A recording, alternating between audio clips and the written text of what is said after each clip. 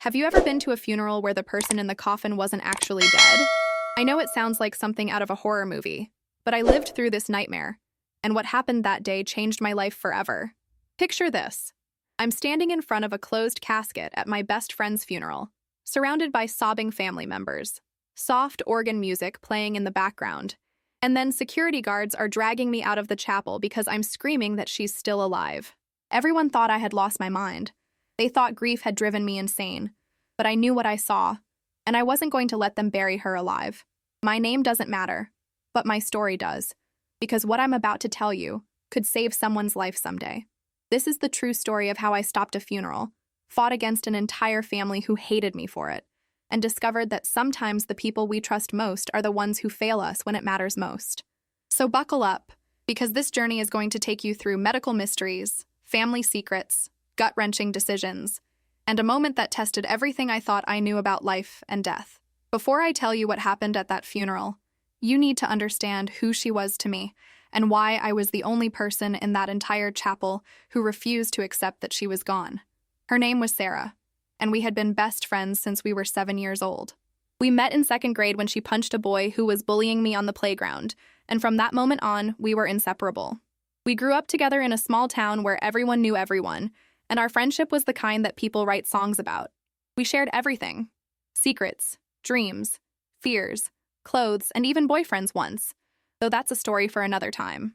Sarah was the kind of person who lit up every room she walked into, not because she was loud or attention-seeking, but because she had this genuine warmth that made everyone feel seen and valued. She was studying to become a nurse, which made perfect sense because she had always been the caretaker in our group, the one who remembered everyone's birthdays, who checked in when you were having a bad day, who brought soup when you were sick. She was 28 years old, full of life and plans and possibilities, when everything started to go wrong. It began about 6 months before the funeral, with symptoms that seemed minor at first. Sarah started complaining about headaches. Nothing too severe, just persistent dull aches that wouldn't go away no matter how much ibuprofen she took. Then came the fatigue, the kind that made her fall asleep during our movie nights. Something that had never happened before because Sarah was the one who always wanted to stay up late talking about life and love and everything in between. I remember asking her if she was okay, if maybe she should see a doctor, but she brushed it off the way young people do when they think they're invincible. She said it was probably just stress from her nursing program, that she wasn't sleeping enough, that she needed to eat better and exercise more. But I saw the worry in her eyes, that flicker of fear that she tried to hide behind her smile. The symptoms got worse over the next few months. Sarah started having dizzy spells, moments where she would just stop mid-sentence and grab onto whatever was nearby to steady herself. Her family noticed too, especially her mother, who was one of those overbearing types who called 17 times a day and showed up unannounced with casseroles and unsolicited advice. Her mother insisted she see a doctor, and Sarah finally agreed, though she made me promise to go with her to the appointment because she was terrified of what they might find. I remember sitting in that sterile waiting room, the smell of antiseptic making my stomach turn, while Sarah filled out paperwork with shaking hands. When they finally called her name, she squeezed my hand so hard I thought she might break my fingers, and I told her everything was going to be okay, even though I had no idea if that was true. The doctor ran a bunch of tests: blood work, CT scans, MRIs, things I didn't fully understand, but that sounded serious and expensive. We waited 3 agonizing weeks for results, during which Sarah became a shadow of herself, quiet and withdrawn, constantly checking her phone for the call that would either give her peace of mind or shatter her world. When the results finally came back, the doctor diagnosed her with a rare neurological condition, something with a long Latin name that I can't even pronounce properly to this day. He explained that it was causing her brain to misfire signals, leading to the headaches, fatigue, and dizzy spells. He prescribed medication and told her she would need to be monitored closely, but he assured her it was manageable, that people lived normal lives with this condition all the time. Sarah cried tears of relief that day, and I held her in the parking lot while she sobbed into my shoulder, saying over and over again, "I thought I was dying. I really thought I was dying." I told her she was going to be fine, that we would get through this together, that nothing was going to take her away from me.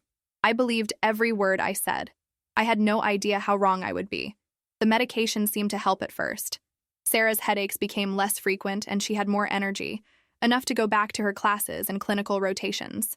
Her mother relaxed a bit, stopped calling quite as often, though she still showed up with those damn casseroles every Sunday. Life started to feel normal again, or as normal as it could be with Sarah having to take pills every day and go to regular checkups. But then, about 2 months before the funeral, something changed.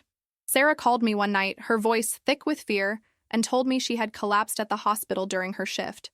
Her supervisor had found her unconscious in the supply closet, and by the time the paramedics arrived, she was awake but disoriented, with no memory of what had happened. They rushed her to the emergency room, ran more tests, and discovered that her condition had progressed faster than anyone expected. The neurologist, a different one this time, with cold eyes and a condescending manner, told Sarah that her brain was essentially shutting down, that the medication wasn't working, and that there were very few options left. He used words like degenerative and irreversible and palliative care, words that made my blood run cold because I knew what they meant even if I didn't want to accept it. Sarah's mother was there for that appointment too, and I watched her face crumble as the doctor spoke. Watched her age 10 years in the span of 10 minutes. Sarah herself just sat there, staring at a spot on the wall, completely still except for the tears streaming down her face. I wanted to scream at the doctor, to tell him he was wrong, to demand a second opinion or a third or a 100th, but Sarah reached over and took my hand and whispered, "It's okay. I knew something was wrong. I could feel it." That was the moment I realized I was going to lose her, and it felt like someone had reached into my chest and ripped my heart out while it was still beating. The next 2 months were a blur of hospital visits, experimental treatments that didn't work, and conversations about things no 28-year-old should have to discuss. Sarah made arrangements, the kind of arrangements you make when you know you're running out of time. She wrote a will, planned her funeral down to the music and flowers, and spent as much time as possible with the people she loved. I was with her almost every day, watching her deteriorate in ways that broke my soul into pieces. She lost weight because she couldn't keep food down. Her skin took on a grayish pallor, and her eyes, those beautiful green eyes that used to sparkle with mischief and joy, became dull and distant. But through it all, Sarah remained herself in the ways that mattered. She cracked jokes when she had the energy, told stories about her favorite nursing school memories, and made me promise that I would live my life fully, that I wouldn't let her death make me afraid of taking risks or loving people. I made that promise even though I didn't know how I would keep it. One afternoon, about a week before she supposedly died, Sarah and I were sitting in her bedroom, the same bedroom where we had spent countless sleepovers as teenagers, and she told me something that I didn't understand at the time, but that would become crucial later. She said, "You know me better than anyone, even better than my own mother. If something doesn't feel right, trust your gut. Promise me you'll trust your gut." I promised, not knowing what she meant, thinking it was just the medication making her say strange things. Now I realized she was giving me permission to do what I did at the funeral, even if she didn't know it at the time. Sarah's final days were spent in hospice care at her mother's house. The family wanted her home, surrounded by familiar things and people who loved her. I visited every single day, sometimes staying overnight when her mother needed a break, though she never really took one because she was consumed by the need to be there for every moment she had left with her daughter. The hospice nurses were kind and professional, administering medications that kept Sarah comfortable, though comfortable is a relative term when you're dying. She slept most of the time, her breathing shallow and labored, occasionally waking up to sip water or whisper a few words. Her mother hovered constantly, adjusting pillows, holding her hand, singing old lullabies that she used to sing when Sarah was a baby. It was beautiful and heartbreaking all at once, watching this fierce, complicated woman trying to mother her child one last time before saying goodbye. Sarah's father, a quiet man who worked construction and didn't show much emotion, spent hours sitting in a chair in the corner, just watching his daughter sleep, tears running down his weathered face. Her younger brother, who was only 22, couldn't handle being in the room for more than a few minutes at a time. He would burst in, kiss his sister's forehead, and then run outside to smoke cigarettes and cry where no one could see him. I understood all of it, the different ways people grieve and cope and try to hold themselves together when everything is falling apart. But I also noticed things that the family didn't notice. Or maybe they did notice, but they were too consumed by their own grief to process. Sarah's condition seemed to stabilize in those final days. Her breathing became more regular, her color improved slightly, and there were moments when she would open her eyes and they seemed clearer, more present. I mentioned this to the hospice nurse one evening, a woman named Patricia who had been doing this job for 20 years, and she smiled sadly and said, "Sometimes there's a rally right before the end. It's common.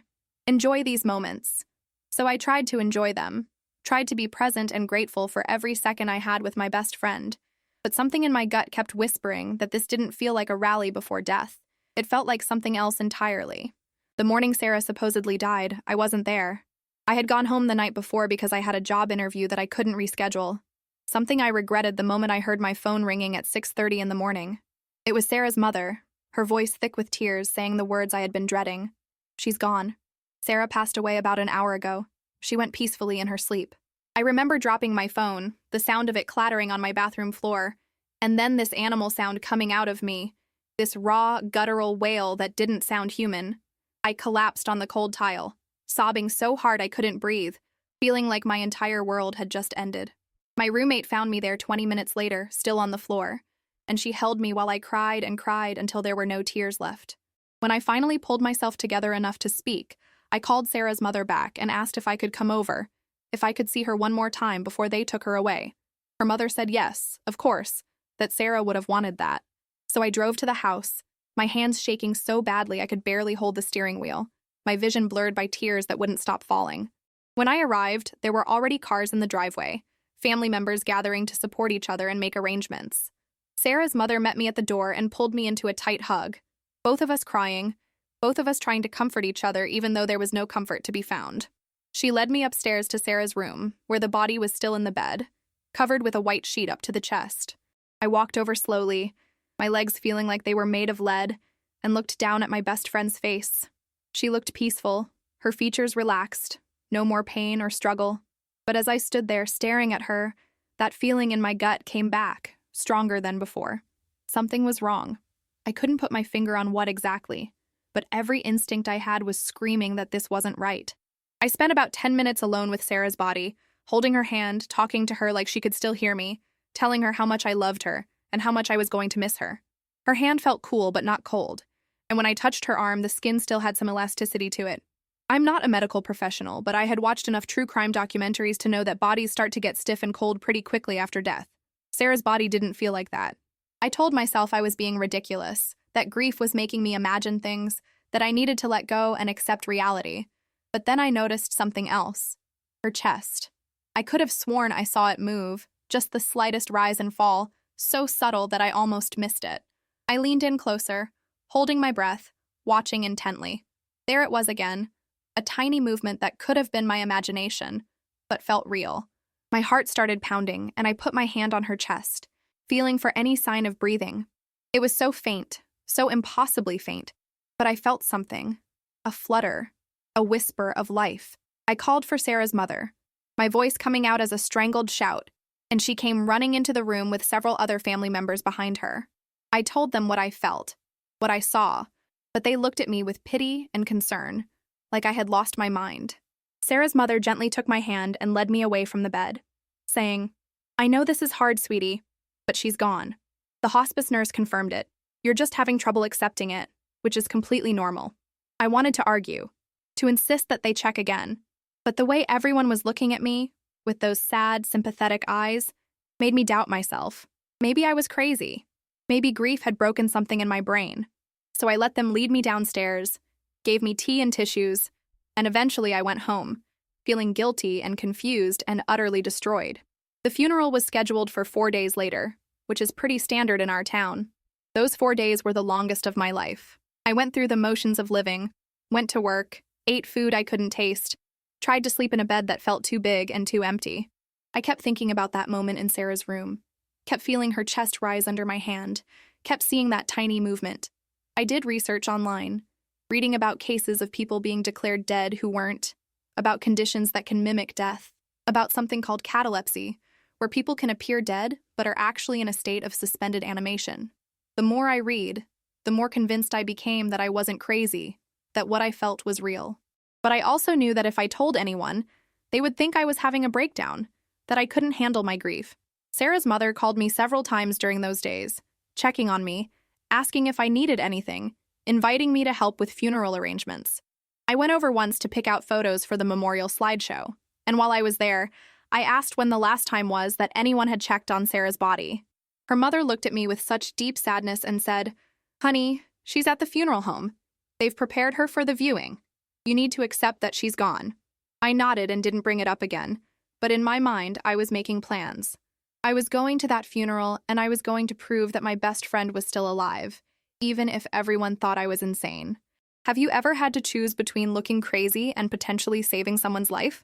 Comment below, because I'd love to know I'm not the only one who's been in an impossible situation like this. The day of the funeral arrived with gray skies and a cold wind that cut through my black dress like knives. I stood in front of my mirror that morning, staring at my reflection, at the dark circles under my eyes and the gaunt hollows of my cheeks from not eating properly for days. I looked like a ghost, which felt appropriate somehow. I practiced what I was going to say if I got the chance to see Sarah's body at the viewing, how I would calmly and rationally explain my concerns without sounding like a lunatic. But deep down, I knew that no amount of rational explanation would convince anyone. They had all accepted her death, moved through the stages of grief, and were ready to say goodbye. I was the only one still fighting, still refusing to let go. My roommate offered to drive me to the funeral, worried that I was too emotional to be behind the wheel, but I declined. I needed to be alone, needed the time in the car to gather my thoughts and steel myself for what I was about to do. The funeral home was one of those old Victorian buildings that had been converted for its current purpose, all dark wood and stained glass and heavy curtains that blocked out the natural light. It smelled like flowers and furniture polish and something else, something chemical that made my stomach turn. I arrived about 30 minutes before the service was scheduled to start, wanting time to compose myself before facing Sarah's family and the hundreds of people who would be there to pay their respects. The viewing was in the main chapel, a large room with wooden pews and a raised platform where the casket sat, surrounded by massive flower arrangements. The casket was open, which I had been counting on, because I needed to see her, needed to confirm what my gut had been telling me for 4 days. I walked up to the casket slowly, my heels clicking on the polished floor, aware of several family members already seated in the front rows watching me. Sarah looked beautiful, peaceful, like she was just sleeping. The funeral home had done their makeup, styled her hair, dressed her in her favorite blue dress that brought out the color in her eyes, even though they were closed. I stood there for what felt like an eternity, but was probably only a minute, just looking at her face, memorizing every detail because part of me was terrified that I was wrong, that I had invented this entire scenario in my head as a way to cope with losing her. But then I saw it again, that slight movement of her chest, so subtle that anyone not looking for it would miss it completely. My heart jumped into my throat, and I leaned in closer, my hand reaching out instinctively to touch her neck where I might be able to feel a pulse. That's when Sarah's mother appeared at my side, her hand gently but firmly pulling my arm away. "Please don't touch her," she said softly, her voice strained. "I know you're hurting, but you need to let her rest now." I turned to look at her, at this woman who had been like a second mother to me for 20 years, and I said something I never thought I would say to her. "She's not dead. I can see her breathing." The words hung in the air between us, and I watched her face transform from sympathy to concern to something that looked almost like anger. She glanced around nervously, aware that other people were starting to arrive and that we were drawing attention. "You need to stop this," she whispered harshly. "I know you loved her, but this is not healthy. You're making a scene." But I couldn't stop, wouldn't stop, because I knew what I saw and felt. And I wasn't going to let them put my best friend in the ground while she was still alive. I raised my voice, not quite shouting, but loud enough that everyone in the chapel could hear me. "Someone needs to check her pulse, check her breathing. She's not dead." The reaction was immediate and overwhelming.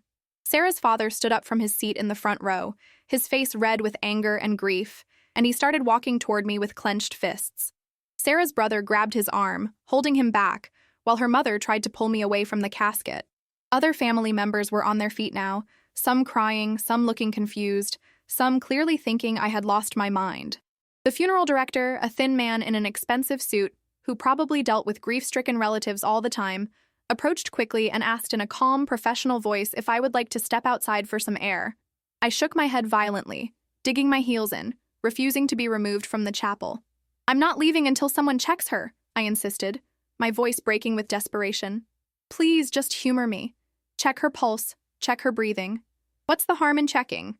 The funeral director exchanged glances with Sarah's mother, and I could see him calculating the situation, weighing the options. Forcibly remove the hysterical friend and risk an even bigger scene, or quickly check the body to appease me and prove I was wrong. He chose the latter, probably thinking it would be the fastest way to resolve the situation. He leaned over the casket, his fingers going to Sarah's neck, and I held my breath, my entire body trembling with hope and fear. The seconds stretched out like hours as everyone in the chapel watched in stunned silence. Then his expression changed. The professional mask slipped, replaced by confusion, then shock. He pressed his fingers more firmly against her neck, moved them to her wrist, leaned down to listen at her mouth. "Call 911, he said quietly. Then louder, when no one moved. "Call 911 right now. She has a pulse." The chaos that followed was unlike anything I had ever experienced. Sarah's mother screamed, a sound of pure anguish mixed with disbelief, and collapsed into her husband's arms. Her brother was on his phone calling for an ambulance, his hands shaking so badly he could barely dial. The funeral director was barking orders at his staff, telling them to bring oxygen, to clear the room, to do whatever they could while we waited for paramedics. I stood frozen at the casket, staring down at Sarah's face, watching for any more signs of life, tears streaming down my face but feeling nothing except this surreal sense of vindication mixed with terror. Within minutes, I could hear sirens approaching, getting louder and louder until they seemed to fill the entire universe. The paramedics burst into the chapel with their equipment, professional and focused, and they immediately began working on Sarah right there in her coffin. They checked her vitals, started an IV line, put an oxygen mask over her face, all while asking rapid-fire questions about what happened when she was declared dead, what her medical history was. Sarah's mother was trying to answer between sobs, giving them information about the neurological condition, the hospice care, the morning she supposedly died. One of the paramedics, a young woman with kind eyes, looked at me and asked, "You're the one who noticed she was alive?" I nodded, unable to speak. "Good catch," she said simply, then returned her attention to her patient. They got Sarah stabilized enough to transport, carefully lifting her out of the casket and onto a gurney, which was one of the most surreal images I've ever witnessed, my best friend being taken out of her own funeral on a stretcher. The family piled into cars to follow the ambulance to the hospital, and Sarah's mother, despite everything, grabbed my hand and said, "Come with us. You saved her. You need to be there." The hospital became our new home for the next 72 hours. Sarah was taken immediately to the intensive care unit, hooked up to every machine imaginable, while a team of doctors tried to figure out what had happened. The neurologist who had given her the terminal diagnosis was called in, along with several specialists, and they ran test after test, trying to understand how someone declared dead had actually been in some kind of suspended state. The term they eventually used was cataleptic state, a rare condition where body functions slow down so dramatically that they become almost undetectable, mimicking death.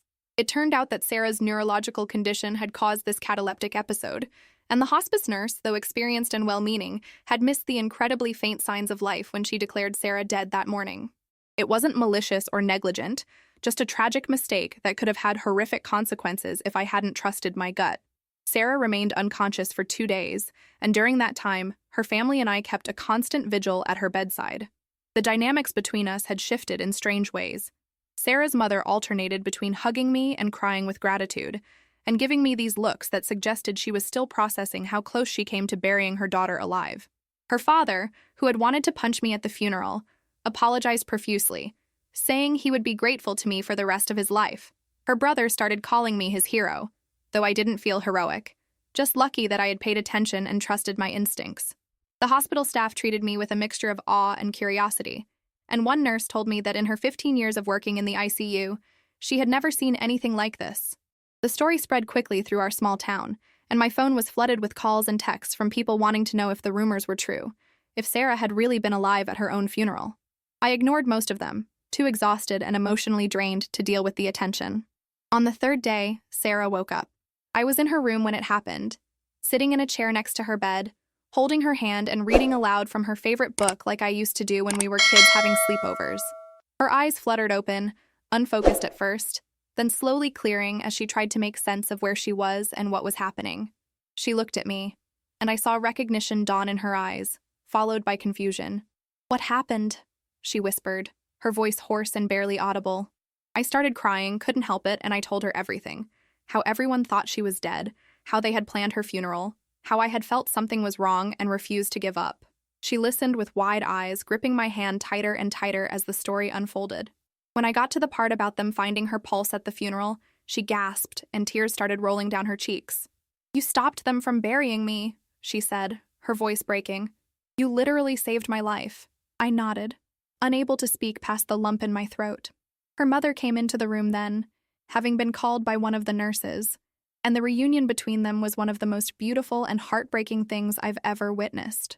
They held each other and cried, both of them saying "I love you" over and over again, making up for the days they thought they would never get to say those words to each other again. Sarah's recovery was slow but steady. The doctors adjusted her medications, brought in new specialists, and developed a treatment plan that actually addressed her neurological condition properly this time. They told her that while the condition was still serious, it was manageable, and with the right care, she could live a relatively normal life. The cataleptic episode had been a one-time occurrence triggered by a specific combination of factors, and now that they knew to watch for it, they could prevent it from happening again. The aftermath of everything that happened at the funeral rippled through our town and beyond in ways I never anticipated. The story made local news, then regional news, and eventually went viral on social media with headlines like, "Woman wakes up at her own funeral," and "Best friend's intuition saves woman from being buried alive." The hospice company that had employed the nurse who declared Sarah dead faced scrutiny and eventually implemented new protocols for verifying death, including mandatory second checks and longer observation periods. The nurse herself reached out to Sarah and her family to apologize, and while it was an awkward and emotional conversation, Sarah forgave her, understanding that it had been an honest mistake made in a situation where death seemed inevitable. Sarah's medical team also used her case as a teaching opportunity, writing it up for medical journals and presenting it at conferences as an example of how rare neurological conditions can sometimes present in unexpected ways. As for me, I struggled with what I can only describe as survivor's guilt mixed with hypervigilance. For months after Sarah woke up, I had nightmares about the funeral, about what would have happened if I hadn't been there, or if I had let them convince me I was crazy. I would wake up in a cold sweat, my heart pounding, and have to call Sarah just to hear her voice and confirm she was really alive. I became obsessed with checking my own pulse and the pulses of people around me, convinced that death could be lurking anywhere, that appearances could be deceiving. It took therapy and time to work through those feelings, to accept that I had done something extraordinary, but that I didn't need to carry the weight of what if on my shoulders forever. Sarah and I, if it's even possible, became closer after everything that happened. We had always been best friends, but now there was this additional bond, this shared trauma and miracle that tied us together in a way that's hard to explain to other people. She jokes sometimes that I literally own her life now, that she can never be mad at me about anything because I saved her from being buried alive, but I know she's only half joking. The truth is, we both carry the weight of that day with us, and we always will. Sarah made a full recovery, or as full as someone with her condition can make. She finished her nursing program, passed her boards, and got her license, determined to use her experience to help others. She specializes now in palliative care, which might seem ironic given what happened to her, but she says it makes perfect sense because she understands better than most what patients and families go through at the end of life. She's an advocate for better death verification procedures and gives talks at medical schools about her experience, showing future healthcare providers that even when death seems certain, there's always room for one more check, one more verification. Her relationship with her family healed over time, though it took a while for all of them to process the trauma of almost losing her twice, once to her condition and once to a medical error. Her mother developed a close relationship with me, closer than before, and she tells everyone that I'm the daughter she never knew she needed, which always makes me tear up. Sarah's father, that quiet construction worker who couldn't show emotion, now hugs me every time he sees me and calls me his angel. Her brother and I became good friends, bonded by the shared experience of fighting to save someone we loved. The town itself changed in subtle ways too. People were more cautious, more questioning, more willing to trust their instincts even when authority figures told them they were wrong. The funeral home updated their procedures. The local hospital brought in specialists to train staff on rare conditions, and there was a general awareness that medical knowledge isn't infallible, that sometimes the person who loves you most can see what professionals miss. Looking back now, several years after that terrible and miraculous day, I've learned so many lessons that I want to share with you, whoever you are watching this video right now. The first and most important lesson is this: trust your gut. I cannot emphasize this enough. We live in a world that values expertise and credentials, and we should respect medical professionals and their knowledge, but we also need to remember that we know our loved ones in ways that no doctor ever will. I knew Sarah, knew her body and her presence and her energy, and some part of me, some deep instinctive part, recognized that she wasn't gone even when everything logical said she was. If I had listened to the rational voices telling me I was crazy, If I had let shame or fear of looking foolish stop me from making a scene at that funeral, my best friend would be dead. So please, please, if you ever find yourself in a situation where something feels wrong, where your instincts are screaming at you that the official story isn't right, listen to yourself. The worst that can happen is you're wrong and you look foolish. The best that can happen is you save a life. The second lesson I learned is about the nature of death itself and how much we don't understand about the transition between life and death. Sarah's case isn't unique. There are documented instances throughout history of people being declared dead who weren't, of bodies being exhumed and showing signs that the person had woken up in their coffin and tried to escape. It's a nightmare scenario that most of us don't want to think about, but the reality is that death isn't always as clear-cut as we believe. Medical science has come a long way, but there are still mysteries, still edge cases, still situations where the line between life and death becomes blurry. This should make us more cautious, more thorough, more willing to double-check and triple-check before we make irreversible decisions. The third lesson is about the power of advocacy and persistence. If I had backed down when Sarah's family told me I was wrong, if I had let them remove me from the chapel without making enough of a scene to force someone to check her pulse, she would have died. Sometimes being polite and respectful isn't the right choice. Sometimes you have to be willing to be rude, to be persistent, to make people uncomfortable, because the stakes are too high to worry about social niceties. This applies to so many areas of life beyond medical emergencies: advocating for yourself or others in healthcare settings, standing up against injustice, refusing to accept no when you know something is wrong. Be the squeaky wheel, make noise, don't let people dismiss you. The fourth lesson I learned is about the complexity of grief and trauma. Everyone in Sarah's family, and Sarah herself and me, we all had to process what happened in our own ways and in our own time. There's no right way to feel after something like this. Sarah's mother felt guilt for not noticing herself that her daughter was still alive, even though there was no way she could have noticed. Sarah's father felt rage at the medical system that failed his daughter. Her brother felt confusion about how to reconcile the grief he had already processed with the joy of having his sister back. Sarah herself struggled with the knowledge that she had come so close to being buried alive, and she had nightmares for years afterward about waking up in darkness, trapped in a coffin underground. I had my own issues with hypervigilance and anxiety and a kind of savior complex where I felt responsible for everyone's safety. All of these reactions were valid, and we all needed different kinds of support to heal. If you're going through something traumatic, please don't judge yourself for how you're responding. Get help, talk to professionals, lean on your support system, and give yourself grace. The fifth lesson is about the importance of medical advocacy and reform. Sarah's case led to real changes in how death is verified in our area, and those changes have potentially saved other lives. When something goes wrong in the medical system, it's easy to just be grateful for the resolution and move on.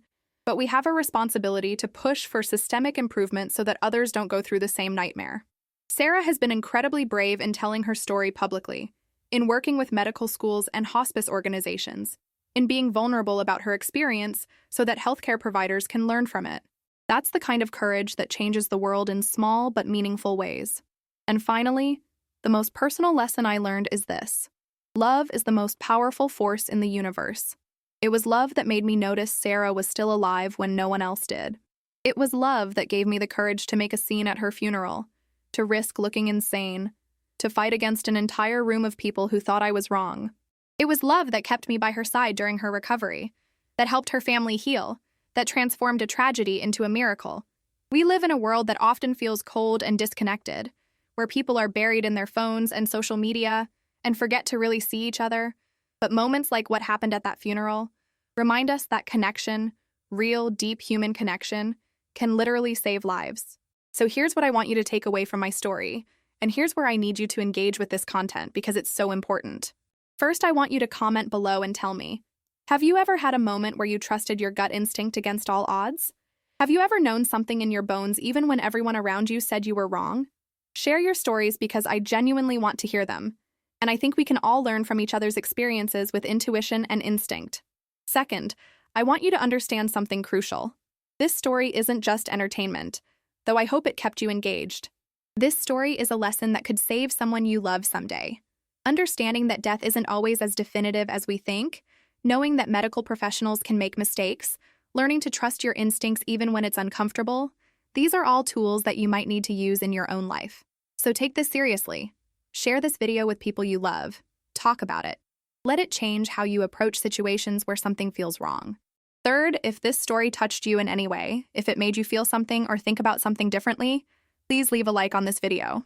I know it sounds like a silly thing to ask after sharing something so intense, but likes help this story reach more people. And the more people who hear this message about trusting their instincts and advocating for their loved ones, the better. Your like could be the reason this video reaches someone who needs to hear it when they're facing their own impossible situation. Fourth, I need you to subscribe to I Lived to Tell, because this channel is dedicated to sharing real stories from real people who have lived through extraordinary circumstances. Every story here has lessons, has moments of human courage and resilience, has something that can change your perspective or equip you with knowledge you might need someday. By subscribing, you're not just supporting a channel, you're joining a community of people who believe in the power of real stories to educate, inspire, and transform. And please hit that notification bell because you don't want to miss the next story. Some of these stories are about survival against impossible odds, some are about standing up against injustice, some are about medical mysteries like Sarah's, and all of them are worth your time. Fifth, and finally, I want to leave you with this thought. In a world where it's easy to feel powerless, where the systems we trust sometimes fail us, where tragedy can strike without warning, remember that you have more power than you think. You have your instincts, your voice, your willingness to stand up and fight for what's right, even when it's terrifying. You have your love for the people around you, and that love can move mountains, can see what others miss, can change the ending of stories that seemed already written. Sarah is alive today because I trusted those things, because I was willing to look crazy, because I valued her life more than I valued my own comfort or reputation. I'm not special. I'm not a hero. I'm just someone who loved their best friend enough to fight for her. And you can do the same for the people you love. So stay vigilant, stay connected, trust yourself, and never give up on the people who matter to you. Thank you for watching. Thank you for caring about Sarah's story, and I'll see you in the next video. Remember to comment, like, subscribe to I Live to Tell, and hit that bell. Your engagement could save a life.